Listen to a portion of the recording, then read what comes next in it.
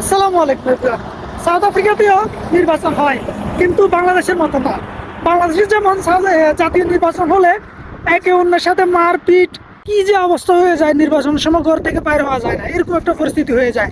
কিন্তু সাউথ আফ্রিকাতে এমন নির্বাচন হচ্ছে যে সাধারণ পাবলিক, কিছু কিছু পাবলিক আছে, আপনি জিজ্ঞেস করবেন নির্বাচন কয় তারিখে, কিন্তু ওরা জানা না, এরকম, বুঝছেন। আর আপনাদেরকে একটা ইন্টারেস্টিং জিনিস দেখাই। এই যে একটি কারেন্টের খুঁটির মধ্যে অনেকগুলো বিলবোর্ড দেখা যাচ্ছে, এগুলো হচ্ছে এবারে জাতীয় নির্বাচনে অংশগ্রহণকারী বিভিন্ন দলের। এর মধ্যে সর্বপ্রথম রয়েছে ডিএ, এরপরে রয়েছে এটিএম, এর উপরে রয়েছে ইএফএফ, সবার উপরে রয়েছে আইএফপি। এছাড়াও আরেকটি অন্যতম দল রয়েছে যেটি বর্তমান ক্ষমতায় আছে, সেটি হচ্ছে এএনসি। কি বুঝলেন এই খুঁটিটা দেখে? আর বাংলাদেশে হলে কি অবস্থা হতো? বাংলাদেশ থেকে এই দিক দিয়ে বলতে গেলে সাউথ আফ্রিকা শতগুণ ভালো। জাতিগতভাবে সমস্যা থাকতে পারে, কিন্তু এই দিক থেকে সাউথ আফ্রিকার নাম্বার 1।